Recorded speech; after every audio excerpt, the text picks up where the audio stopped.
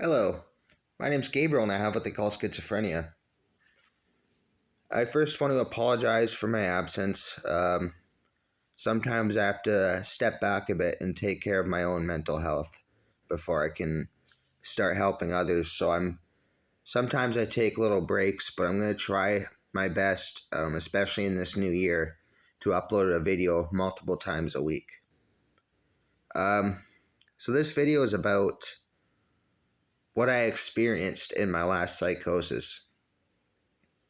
So it started off with I had this epiphany. I was listening to a really intense song, and it felt like it was a translation of my soul. And what I mean by that is, it felt like the song was speaking my soul, and I was in tears.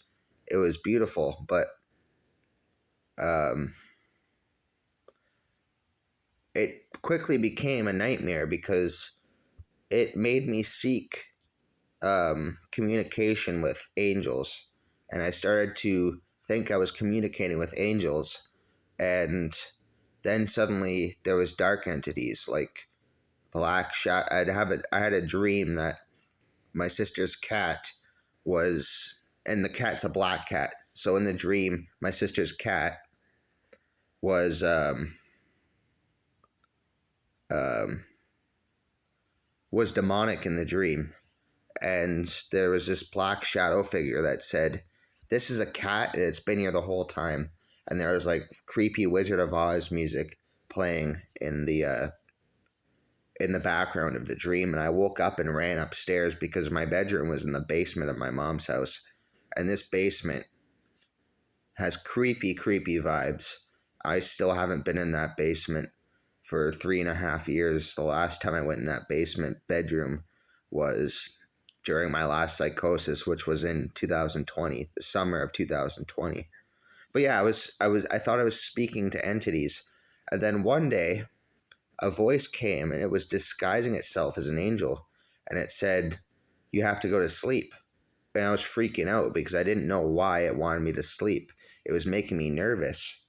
And the voice said, "Okay, we ran out of time. We we gave you the chance to go to sleep. It has to happen while you're awake." And then the next thing I know, my heart's racing like this, super fast, and my arms are going numb, my legs are going numb, everything is going numb. And I realize now it was a panic attack. But in the psychosis, I thought that angels were trying to give me a heart attack. So it really freaked me out, and I thought, wow, these entities have control over my heart. And I was debilitated. I freaked out. I was constantly, my heart kept racing like multiple times a day. And when it happened, I would grab onto things to try and block my senses, focus on something else. And I was a mess, man. And then I started to get a bit better because I started taking a higher dose of olanzapine, and I started to get a bit better. And then I uploaded my first video on this channel. I forget what it's called, but that was, if you go back and look at my first video, that was made when I was slowly exiting the psychosis. And then about a few weeks after that, I went back on clozapine. And since then, I've progressed. I've had my ups and downs, but I never went back into full-blown psychosis. And that's why I think it's very important that you first acknowledge that you have an illness. Second, you take the right steps. And third, um, just be careful with what you're doing, what you focus on. So that's pretty much the story. Trying to think of what else. Yeah, about a few months after that, 5, 6 months, I got a job at a pizza place, and I started. This is off topic, but I was making the dough at a pizza place, and then I decided to move to Calgary, Alberta, and I flew out there and found an apartment. And a month later, I started to get lonely, so I flew back home. But that just shows you, even if you enter a really bad psychosis that's debilitating, and you look like you can't function, you can, if you try hard enough, you can get out of that psychosis. Um, Maybe not without medicine. Like I know the side effects on clozapine, which is what I'm taking, are sedating. They make you a zombie um, when you take them at night because you can't stay awake through it. If you do, um, it's just very hard to stay awake, right? And I know that sucks, but if that's what it takes to live a good life, then you need to you got to make sacrifices.